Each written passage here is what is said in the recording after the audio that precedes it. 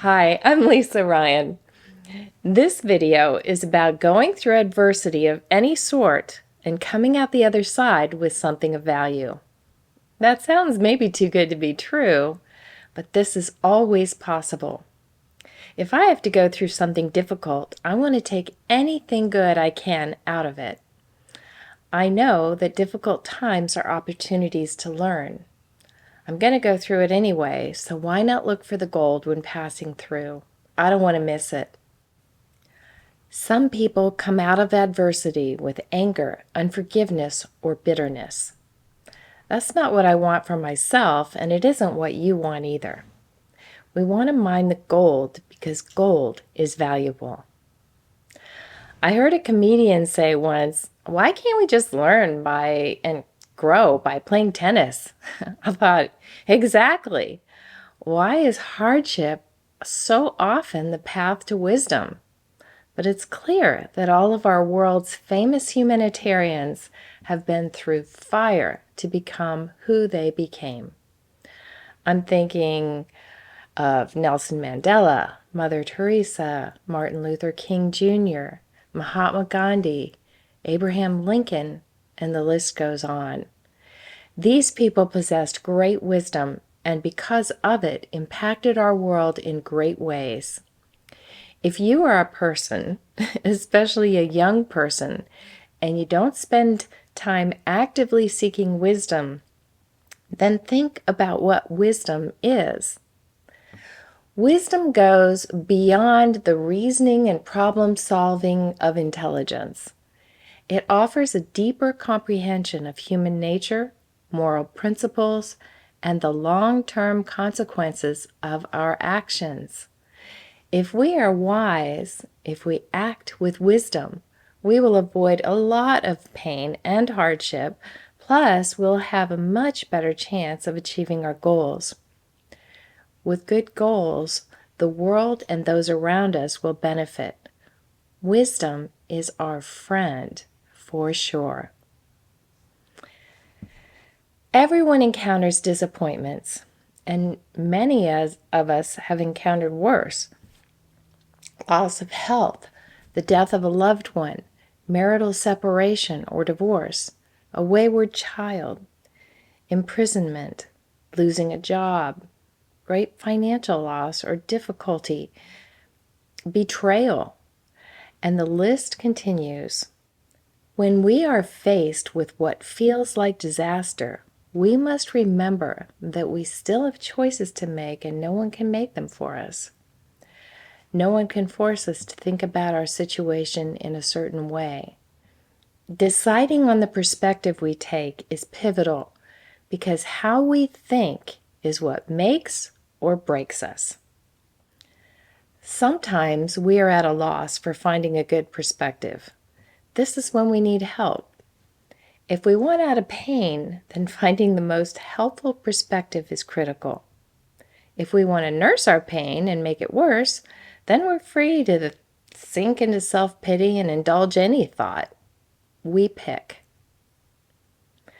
Where do we go to learn how to think in ways that will always help us? Where do we go for wisdom that won't fail us? There are many sources of wisdom, but the one I know best is the Bible. It's a life manual. It is often in the midst of great pain that people open their hearts to God. When pain overwhelms us, it becomes clear that the problem isn't manageable and we need help beyond ourselves, beyond this world.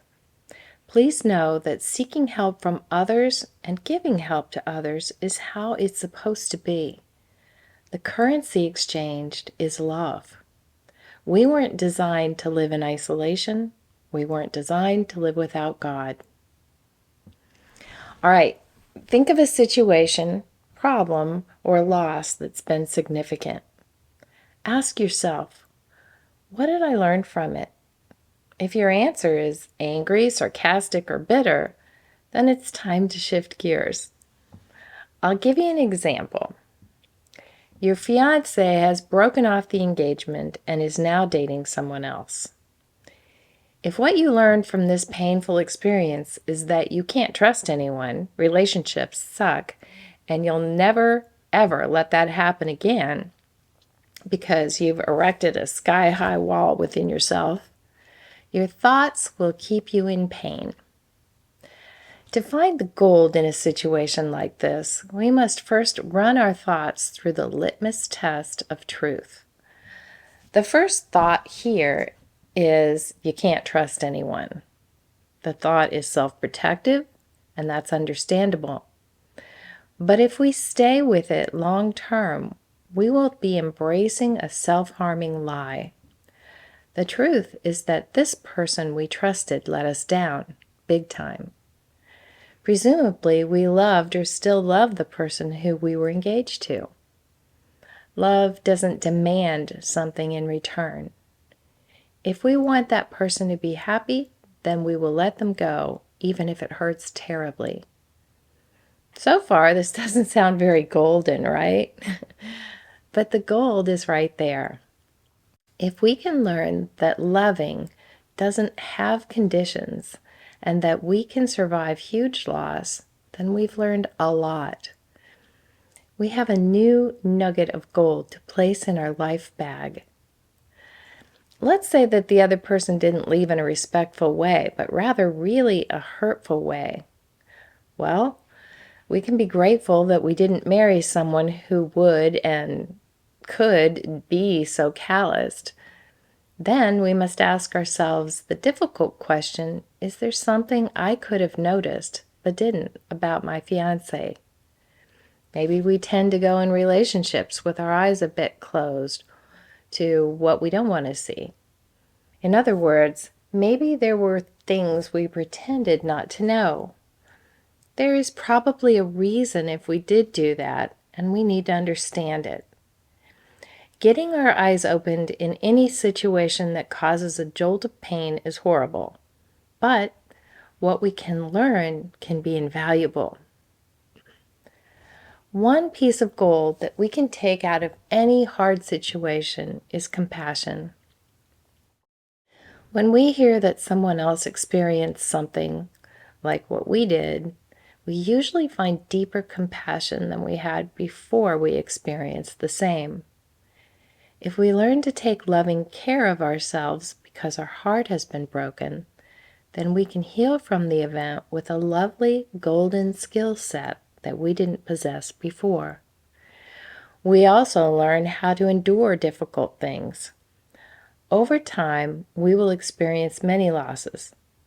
If we look for and learn positive ways to move through them, then the next time isn't quite as daunting. Our exposure to adversity has helped us build up a bit of immunity or fighting power. We are stronger.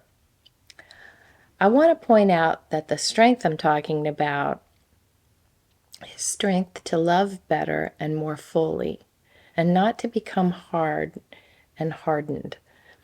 Experiencing any loss, pain, or disillusionment gives us an experience that we can grow from. Asking ourselves what beneficial things we have learned from a specific event is a lot different than fanning self-pity or blaming ourselves. Learning helps us grow. Self-pity or blame sinks us. After my divorce many years ago, I learned many things. I learned that my feelings wouldn't kill me, though it seemed like they would. But they didn't, and I learned that old wounds contributed to my unhappiness and my inability to deal with a divorce. Becoming aware of those wounds allowed me to address them.